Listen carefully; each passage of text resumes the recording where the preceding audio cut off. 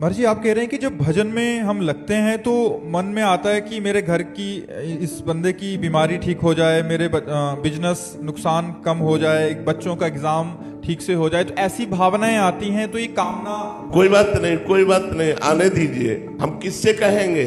जब हम भगवान के हैं और हमारे को भगवान ने पुत्र दिया, पति दिया, परिवार दिया, तो हम किससे कहेंगे कि हमें धन चाहिए? हम किससे कहेंगे कि हमारी समस्याओं का समाधान चाहिए? भगवान सर्वशक्तिमान, सर्व ऐश्वर्यवान, सर्व ज्ञान में, सर्व वैराग्य में, सर्व प्रेम में है, तो हम अपने भगवान से ही मांगे। 4 प्रकार के भक्तों का गीता जी में वर्णन है।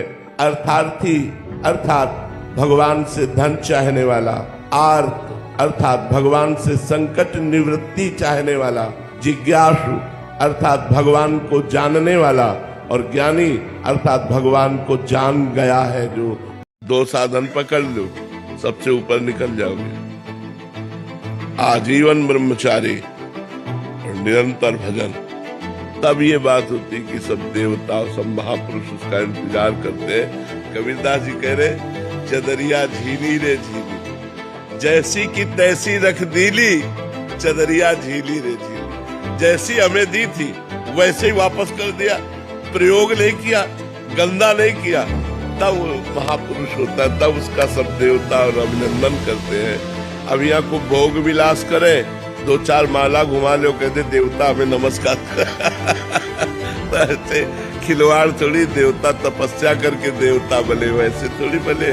वो नमस्कार, सब कोई देवताओं का पूजन करता है, देवता भक्त का पूजन करते हैं। उस भक्त का जो भगवान में तन्मय हो चुका है, जो समस्त भोग विलासों का त्याग कर चुका है, जो किसी भी इच्छा का अनुमोदन नहीं करता। किसी से प्यार किया है सच्चा, उसके देखे बिना चैन नहीं पड़ता, उसकी बात सुने बिना चैन नहीं पड़ता। वही गली अच्छी लगती है जिसमें हमारा प्यारा होता है। अगर प्यारे का मिलन न हो तो भोजन अच्छा नहीं लगता, नींद अच्छी नहीं लगती, रात में लेटो तो वही ध्यान में आ रहा है, उसके सिवा कोई है नहीं, कुछ अच्छा नहीं लगता। अपना श्रृंगार भी अच्छा नहीं लगता, दोस्त भी अच्छे नहीं लगते, कुछ अच्छा नहीं लगता। बस एक बार उस गली से कोई गुजर जाए और वो मुझे बताए कि मैंने उसे देखा है, मैंने उसे देखा है। कोई आके बता दे कि वो मेरे विषय में बात कर रहा था, वो मेरी चर्चा, वो मुझे जानता है, मैं इतना प्यार करता हूँ, वो मुझे भी जानता है। पर उसकी बात, उसकी चितवन, उसकी मुस्कान, उसी का देखना, उसी का सुनना, उसी का बोलना। आशिक शब्द का प्रयोग किया गया है। हरि आशिक, आशिक जो होता है ना, आशिकी एक बड़ी गजब की चीज होती है, संपूर्ण संसार से राग छुटवा कर एक में प्रकट कर देती है। आशिकी जब प्रबल हो जाती है तब जीना मुश्किल हो जाता है। पर जी, कुछ लोग हमें खुश देखकर कुछ ऐसा बोल देते हैं ताकि अगर हम आगे बढ़ना चाहें तो रुक जाएं। कुछ लोगों से मतलब क्यों रखें? तुम्हारा दिमाग है, तुम क्या बोल रहे हो, हमसे क्या लेना देना है? हम अगर लोगों को देखकर जिएंगे तो कभी जी ही नहीं सकते, हम जी ही नहीं सकते। अगर 4 लोग आपको अच्छा बोलेंगे तो 4 लोग आपको बुरा भी बोलेंगे। उनकी खोपड़ी है, उनका दिमाग है, वो तुम में बुराई देख रहे हैं। तो हमें चाहिए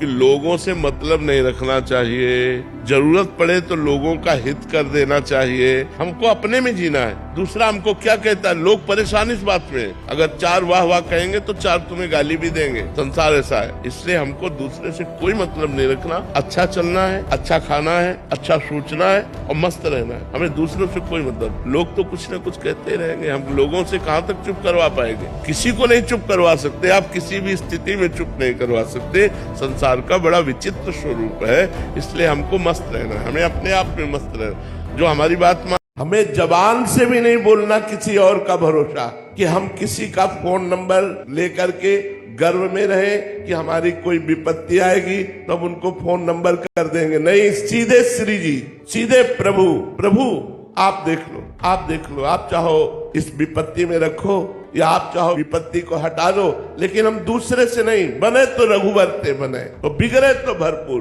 बिगड़े तो आपसे बिगड़े, बने तो आपसे बने। पूरा भरोसा जब होगा भगवान का, तब माया मुक्त जी हो पाता है। इसीलिए हमें चाहिए कि संपूर्ण भरोसा भगवान के चरणों में रखें। वचन से भी किसी से ना कहे कि अब तुम्हारा ही भरोसा है, नहीं, हमें श्री जी का भरोसा है। अगर तुम्हारे द्वारा कार्य बन रहा है तो मेरी श्री जी ने कार्य बनवाया है। अगर हम ये मानेंगे कि तुमने कार्य किया तो हम अपने इष्ट की अनन्यता से चूक कर लेंगे, इसलिए मुझे अपने इष्ट के अनन्य रहना है।